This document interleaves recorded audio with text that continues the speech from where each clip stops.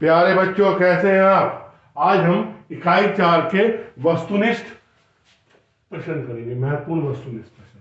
तो पहले क्वेश्चन से शुरू करते हैं। लेंज का नियम किस भौतिक राशि के संरक्षण पर आधारित है?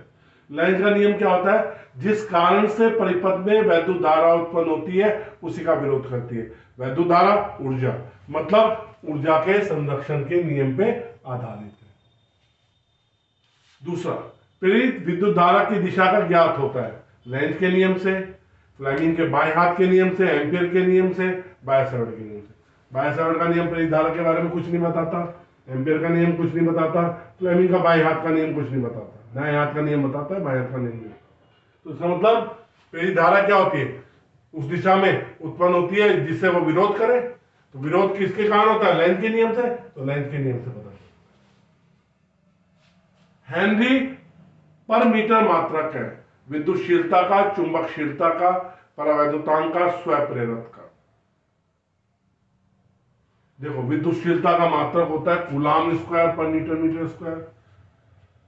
चुंबकशीलता का, परावैद्युतांक का भी नियत होता है स्वप्रेरक, हेनरी होता है। तो अब इसका मतलब क्या हुआ? चुंबकशीलता का कैसे निकालेंगे? देखो, एक बात सुनो।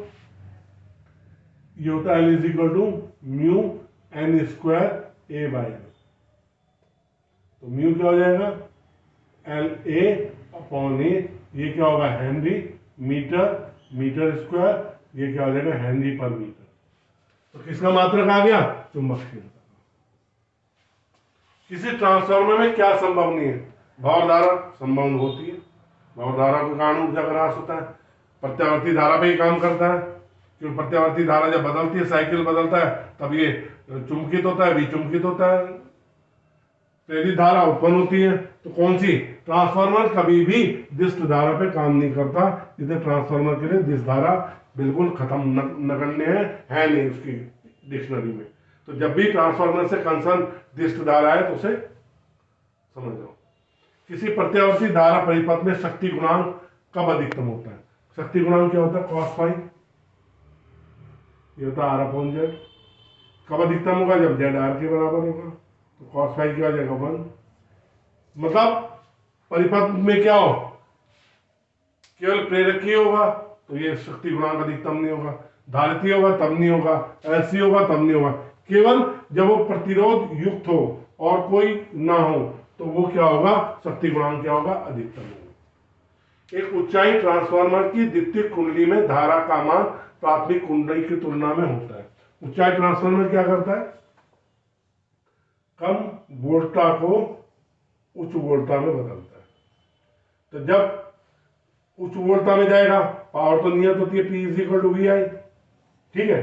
जब वोल्टता बढ़ी तो धारा क्या हो जाएगी? कम हो जाएगी। तो इसका मतलब तुलना में धारा क्या होती है?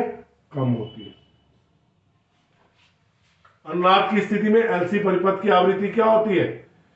1/2 pi under LC, 2 pi by under LC, 1/2 pi under 1/2 pi into under LC, 2 pi under LC. देखो, अनुनाद की स्थिति में क्या होता है? एक्सएल एक्सी के बराबर होता है। एक्सएल क्या होता है? 2 पाई एफ एल। ये क्या होता है? 2 पाई एफ सी। तो एफ स्क्वायर क्या हो जाता है? 1/4 पाई स्क्वायर एल सी। तो एफ हो जाता है 1/2 पाई अंडर एल सी। तो रिकैप में देखते हैं कौन सा सही है? 1/2 पाई अंडर एल सी। पहला क्वेश्चन था लेंज का नियम किस भौतिक राशि के संरक्षण पर आधारित है? ऊर्जा के। प्रेरित विद्युत धारा की दिशा का ज्ञात क्या होता है? लेंज के नियम से होता है। और एक और बता दूं, फ्लेमिंग के दाएं हाथ के नियम से भी होता है, अगर आ जाए तो। हेनरी पर मीटर मात्रक है किसका? चुंबकशीलता का। इस ट्रांसफार्मर में क्या संभव नहीं है? सब संभव है, केवल एक दिष्ट धारा को छोड़। इसमें भंवर धारा भी होती है, प्रत्यावर्ती धारा भी होती है, प्रेरित धारा भी होती है, लॉसेस भी होते हैं। किसी प्रत्यावर्ती धारा परिपथ में शक्ति गुणांक कब अधिकतम होता है? जब परिपथ में केवल प्रतिरोध हो या अनुनाद की स्थिति हो।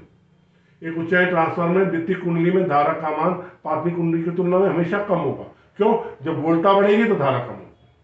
अनुनाद की स्थिति में ऐसी परिपथ में आवृत्ति क्या होती है? 1/2 पाई अंडर एल सी। तो बच्चों, आपको इसी तरह हम बोर्ड की तैयारी करवाते रहेंगे। आपको मेरी वीडियो अच्छी लग रही है तो लाइक और सब्सक्राइब जरूर करना। बहुत बहुत धन्यवाद।